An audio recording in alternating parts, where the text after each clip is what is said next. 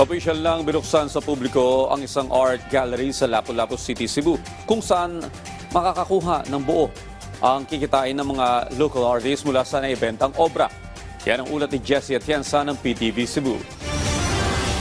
Ipinakita ng 25 taong gulang na fine arts student na si MJ kung paano ang proseso ng tufting, isang teknik sa paggawa o paglikha ng carpet o decorative fabrics. Aniya, 3 taon na siyang nahilig nito at malaking karangalan para sa kanya na maibida ang kanyang mga likha sa muling pagbubukas ng Lapu-Lapu City Art Gallery and Cultural Hub. As an artist, especially there is a open, like, dili kayo expose ang art community here sa open. Pero now, nakananggari, karon na gallery na same sama mga starting pa ng mga artist. Kay big deal kay din namo in a way na ma-expose me. Supposed to be, pwede ako mag-doctor, mag-proceed or lawyer. Pero akong passion is art, man jud good. May mga lokal na produkto din na nakadisplay dito, gaya na lang ng mga stringed instruments at maging mga shell products na ginawang kwintas at alahas.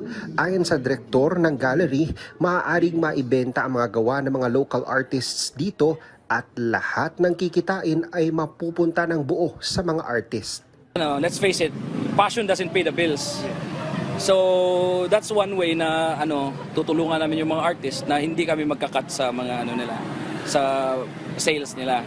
5 buwan isinailalim sa renovation ng Art Gallery at Cultural Hub sa pagtutulungan ng Department of Tourism at ng lokal na pamahalaan na itinuturing na malaking tulong sa tourism development ng rehiyon, lalo na sa cultural education at creative exchange. Truly, the timing could not be more fitting, especially that we just concluded our hosting of the ASEAN Leaders Summit just last month. And so this cultural hub further strengthens the city's position as a destination that not only welcomes visitors but also proudly showcases its heritage, culture, and identity. In Lapu-Lapu City, tourism is one of the strongest pillars of our local economy.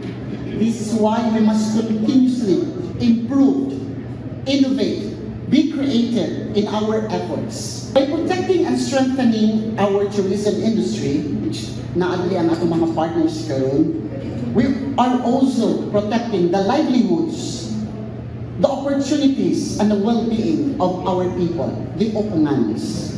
Mula sa PTV Cebu, Jessie Atienza para sa Pambansang TV sa Bagong Pilipinas.